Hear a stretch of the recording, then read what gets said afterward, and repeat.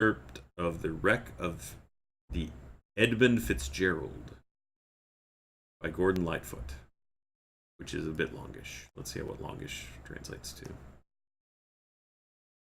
Okay, it's not too terribly bad. No, you not.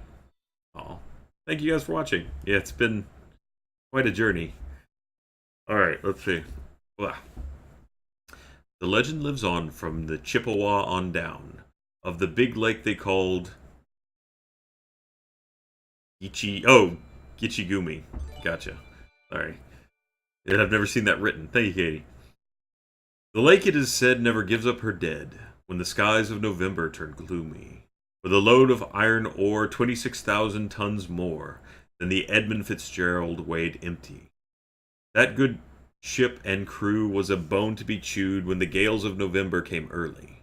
The ship was the pride of the American side, coming back from some mill in Wisconsin.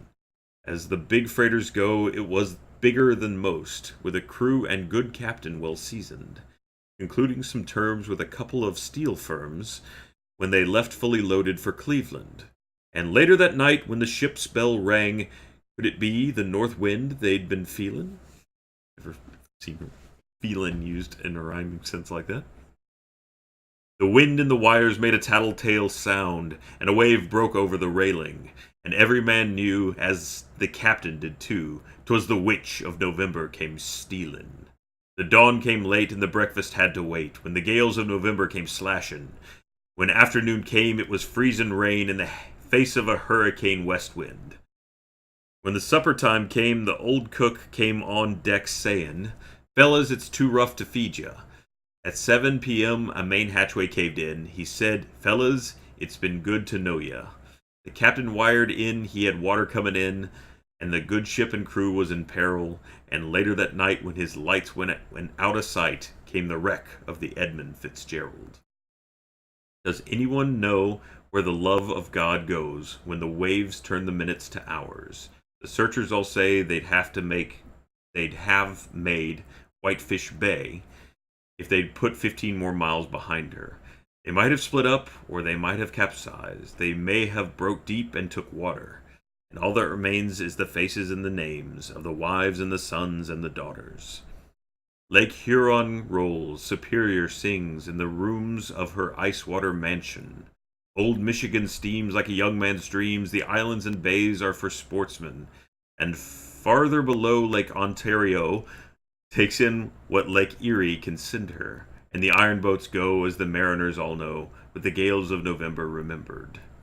In a musty old hall in Detroit they prayed, in the maritime sailors' cathedral.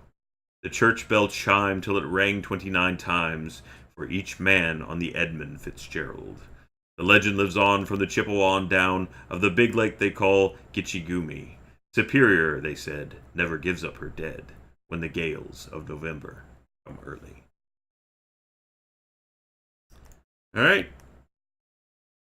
That's yeah.